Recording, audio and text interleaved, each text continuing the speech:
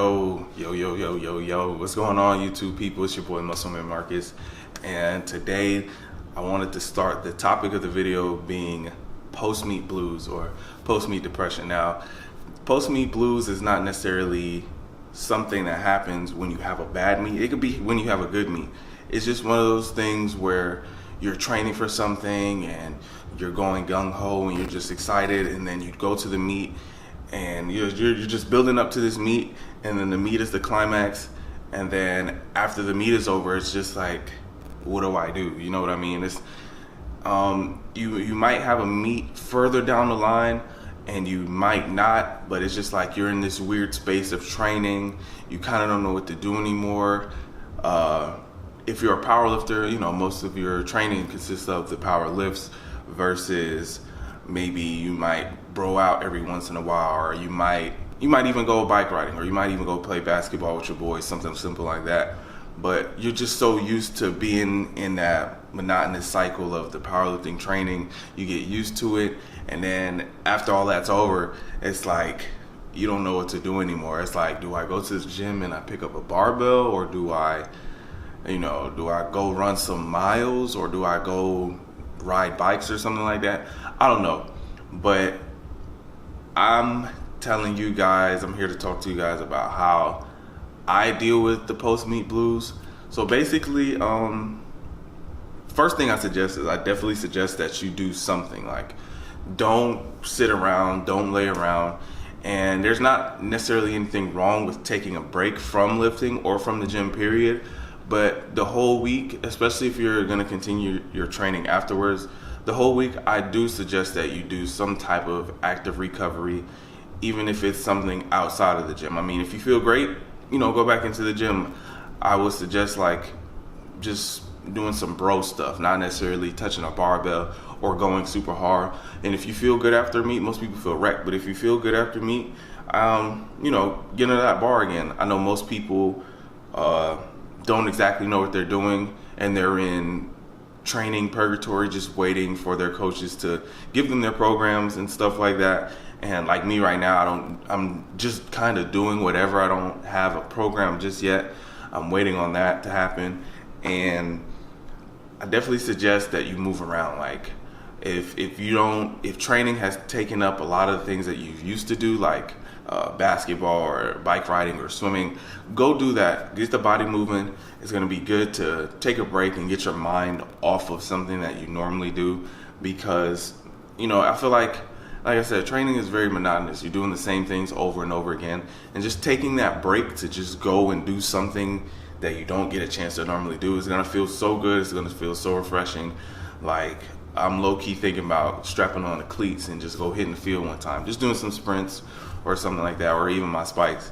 But I definitely suggest that you go move. Don't sulk, don't sit down, don't stay in the same place. Move around, run, jump, hang out with your boys, go play ball, go do something. Like, do something. Don't sit around and just wait or feel sad, because 9 times out of 10 you got another meet coming up, and you just got to get mentally prepared for that training cycle. And why not get away from what you do just so you can feel rejuvenated once you start again. But that's my take on that.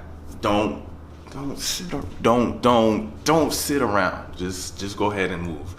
But another case for today is my bench press. Now, don't get me wrong, I made a lot of bench press progress, but I feel like with me, a lot of it has not been consistent, and there are still some minor things I want to tweak.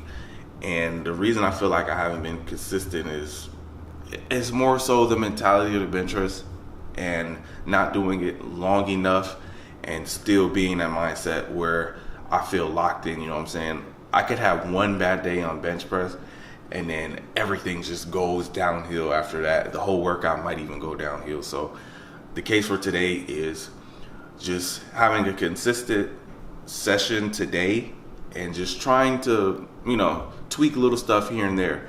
For example, like I said, even I was talking to Dex. Shout out to Dex Jones. He's been helping me a lot. Just a cool brother to talk to. If you're not following him on Instagram, go follow him, Dex Jones. and he helped me out with a lot of bench press tips. Dude benches 463. Also Todd too. Shout out to Todd Talford. He's got a huge bench too. But those guys have been kind of like, you know, just giving me tips here and there to make sure that I should be pressing the most amount of weight, because like my chest looks like a barrel, but it moves weight like a pony or something like that. But we gonna fix that, and we gonna get better, because you know the gym lifts don't matter, and what you do on the platform is what matters. So trying to get out of my head and just execute. So I'm just gonna hit a slight bench workout, and I guess we can talk about it afterwards, or we can talk about it during, and I might hit upper body. Honestly, I think this might be my last training session for the week, because my body hurts. Not body hurts, but it's sore. I was doing a lot of new movements, a lot of different stuff like that, just moving around, and I might just take the rest of the week off until they give me the training cycle. And I gotta move, so yeah, so I'll see y'all later. All right, so just finished watching, well, not just finished, but I'm watching, it's on Netflix, Last Chance U. Hold up. All right, basically what it is like, you know, these kids go to Druco, and normally they do it on, normally they do it on teams that are really good, got a lot of good potential, but it's just like dope seeing, you know, different kids come from different backgrounds and different areas. Some from the hood, some from the country. They play together, and they all are D1 caliber. So I don't know, it's something about football that just gets me hype. I miss playing it. I was a runner for the most part. I ran track, that was my thing.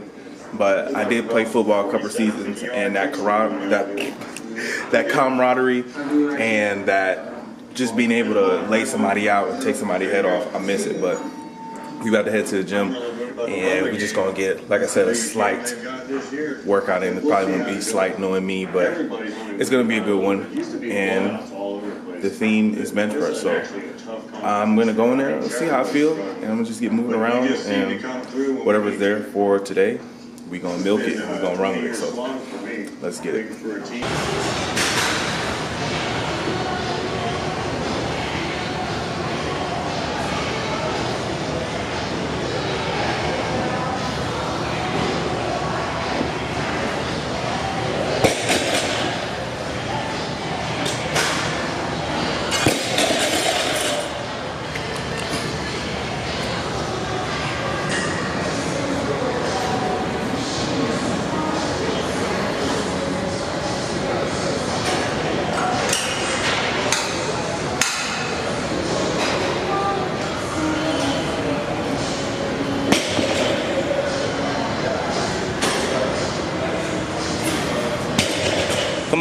Come on.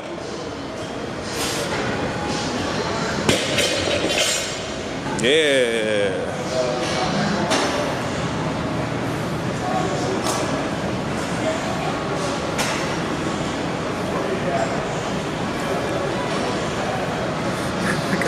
Alright, so what's going on YouTube? I said that already. Oh man. Okay. So this video, the case for my bench press, and basically just what I'm gonna do moving forward, and how I feel like I can make my bench press even better, because I feel like you can always work on technique. Technique is one of those things where if it can get better, it can get cleaner, and it's something you need to pay attention to as weights get heavier, or as you try different variations of a certain movement. And for me, my bench press problem, one of the big things, oh, shout out to Clyde, because he just tied his PR triple on sumo with 405. So Clyde, shout out to you. But my case, my descent, I'll start with my descent. My descent is so slow, it's like a 4-second negative. And I'm not trying to do no tempo bench press. I'm trying to get the weight to me as quickly as possible without breaking technique, and get it off of me as quickly as possible. And at that point, not to say technique doesn't matter, but I'm just trying to get it off. I've been told that I think too much, which I completely agree, and that I try to make it too complicated. So I try to break it down to just 3 simple things. That's 1, keeping my upper back tight. 2, keeping my glutes and my legs and my quads tight so I don't shake and move. You see a lot of people are super shaky on bench press. You don't want that. Everything should be super solid. and 3, I'm driving as hard as I can through my feet so I can shoot it back. A lot of people will press the bar straight up, but the shortest bar path is a J motion, so it's gonna go back to your face, especially if you're resting on your upper back. I know a lot of people put their lats down and back in their back pocket, and it kind of helps them bring their chest up. But I notice with more raw benchers, everything is about that upper back tightness and just keeping tight up top. And like I said, you want to shoot and flare back to your face. So in this workout, I probably did like 4 or 5 doubles with 365, not too heavy of a weight, something I can move and with good form. And then I did a couple back downs with 315. And it's kind of dope that I can do that, because before 315 for like anything more than 3 was like, but now it's getting to that point where I can use it as working weight and just practice moving the weight a little faster, because like I said, I don't want to do a negative, and I feel like that's really messing me up. And I feel like that's a lot of reason for all this chest gains, you know what I'm saying? Because I'm really tearing up those muscle fibers. Negatives tear up the muscle fiber more than just a regular, you know what I'm saying?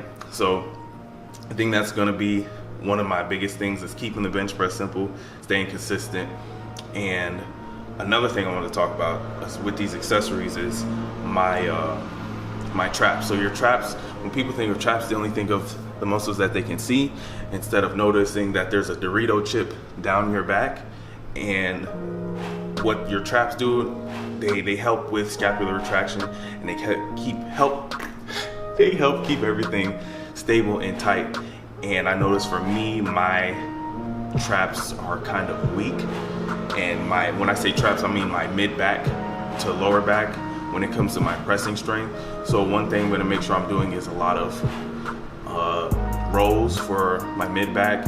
And I also did Penley rows the other day. I want to do a video on those at some point, because I really enjoy doing those, and I feel like they really transfer over to my bench press. But we did decline tricep rolling extensions, and I like those because you get a real good stretch on the tricep, and it's almost like an explosive movement. You work your triceps too. So I used to do those a lot heavier back when I was in I think it was my sophomore year, and I feel like they really helped my bench press. So just trying to get back to old stuff. And a lot of people, when it comes to powerlifting, they don't really, accessories are important, but they don't prioritize them, because they're not that big of a deal. Because you want to get good at powerlifting, you have to do the power lifts. But I feel like in my case, it's really gonna be about those accessories, because I promise you, I did one arm exercise. My arms are sore and I have stretch marks. It's weird. And the stretch marks are really bad, like on my arms. And mind you, I don't train arms. And the last exercise that I did for this is, it's funny because this is a decline bench press hammer strength machine, but I was just joking around one day, and I was doing some shoulder press, and I was like, oh snap, this doesn't feel too bad on my shoulders. Ooh, I'm ugly. This doesn't feel too bad on my shoulders. And when I was doing it, I was thinking about that lockout, the last portion of the bench press, and just locking everything out. I finished it up with some core, it's like a inverted push-up, like a horizontal pull-up. And the reason I like these a lot is because a lot of people don't do push-ups, and people fail to realize that you want to keep your shoulder blades, like you want to keep them healthy, you want to keep them moving. So push-ups, stuff like rows and pull-ups really help your scapula move how it's supposed to move. Eventually I'll be able to do those weighted. And I also did planks with a plate, and I did weighted sit-ups. So that was the workout for today. It wasn't anything super duper intense, but the goal of this workout, like I said, was to just practice moving the bar properly and speeding up that descent, because I feel like that's really been messing me up. I think that's pretty much it for this one. Moving forward, I think I'm gonna make this a thing. Like, I want to take y'all excuse me, I want to take y'all with me on my road to nationals, because it's going to be lit, it's going to be a good one, and I feel like training is going to get very interesting, and I want to take you guys with me. So I think I'm going to call this series the UnderDog series, and the reason why I say that is because, one, nobody really expects me to like do well or win or even be competitive in a sense. It's just like, we all know it's Russell, Sean, and that's I think Deadlift Panda, Dex Jones, I'm not sure. Who else? Oh, shout out to Dex, because he's been helping me out a lot. And there's a couple others. Pancake God. Shout out to Jamar too. But yeah, I'm not really in the running, you know what I'm saying? And so I want to show you guys what I'm doing and how I'm doing it, and just my mentality towards things on the way there, because I really feel like I have a chance this time around to be competitive, not only be competitive at nationals, but also win. So y'all go ahead, if you haven't, subscribe to my channel. If you haven't, follow me on IG, and I'm gonna see y'all next time.